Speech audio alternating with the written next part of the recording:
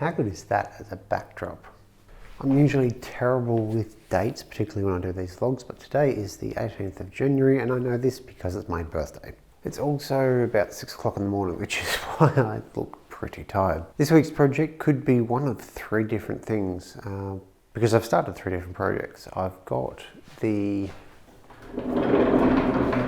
vacuum cart rebuilt and I need to build a boom that goes on top of it to go here. So this is J Bates design vacuum cart, modified for what I've got. Good way to use up some material I had that wasn't scrap, but I didn't have an immediate use for, and not worth enough to hang on to clutter up the shop to not actually progress. So I'll make a boom for that so that the hose is up in the air. I find with the tools that the vacuum attaches to, so that's the sander, the domino, the track saw, the long and not exactly weighty, but weighty enough to hose dragging from the floor can cause you to sort of want to tip the sander up. With the saw, it can often get caught on stuff, whatever the stuff is. There's not much of an issue with the domino, but the other 2 tools I would really like to not have that issue. The other project I've started on is the outfeed table as suggested by Ollie. So I have outfeed table for my bandsaw, I should clarify that. I've drilled and tapped holes for M8 screws, bolts.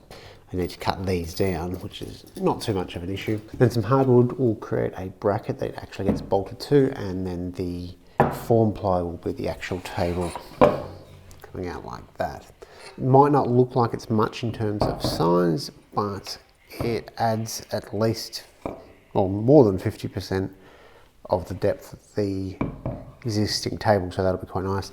And it keeps it within the footprint of the bandsaw, so I'm not actually increasing how much space this is taking up. The last on the project list will probably be, most likely to be this week's video, which is currently a box that needs to be glued and clamped together. It's just held in place with clamps.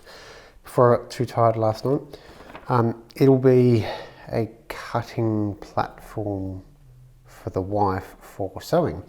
So it'll fold up. This will be the main body. I've got some hinges that the wings will collapse down with, some casters, all that sort of stuff. And it's basically a little bit higher than a dining table, will come to about 900 high, so that she can cut fabric nice and long, doesn't have to be too deep. But apparently that's one of the big problems with sewing, so that's on this week's agenda. It's a sheet and a half of 18mm pine ply, so basically the offcuts of the timber rack plus another sheet. So nothing particularly fancy, but should be good to get that project done. So last week's project, the offcut storage rack, fantastic. Love the way it looks.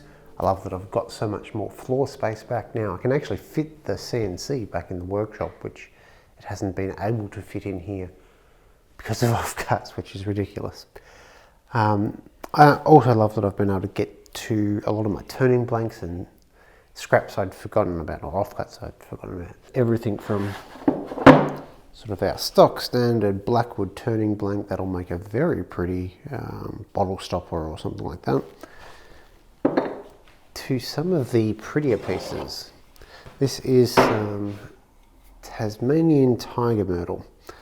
Not sure what we'll do with this, and we've had this for a few years. It just looks so pretty we had to buy it. Nice look at the grain there. You've got that really lovely tiger pattern. Less so on that side, so I don't know whether that's sapwood in this portion here, so that might be why it's contrasting like that.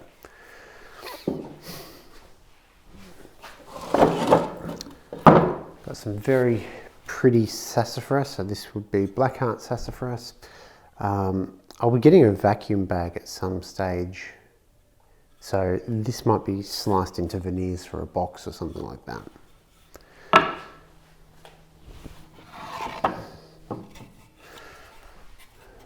This piece, not quite as pretty, it has some spalting, although it might just be dry rot, but it's still quite a nice piece. A few problems with this. I went through a few different design iterations, and somewhere amongst it, when I got to this design, I didn't calculate enough plywood for the shelves. So 2 of the shelves are actually MDF. It's not going to be a 6mm MDF. It's not going to be an issue with the span that they've got and the weight on it. And one of the shelves is only 400mm instead of 510mm deep. So it, again, it's fine. That's where I've got the stuff on the top shelf, so it's not too much of an issue. I also chucked some 3mm on the back, sort of like you would with a bookcase, and that really stiffened it up. Ideally, I'd probably run some strips going all the way across as well to really stiffen it up, but honestly, it works just fine. The resonance on casters is less so to move it around the workshop, as I just want to move it out from the wall from time to time. Things are going to fall down regardless of what back I put on there. So I can get to those, but it also means that I can get to the roller door and open that up a lot easier, which in summer is great because I can get a good cross breeze going through. So really that's all I have to report this week. It's been kind of a slow week, last week or two.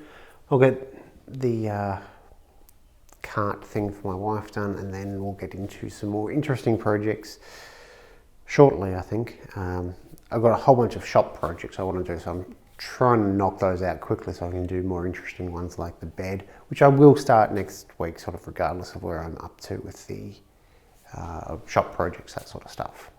Thanks for watching.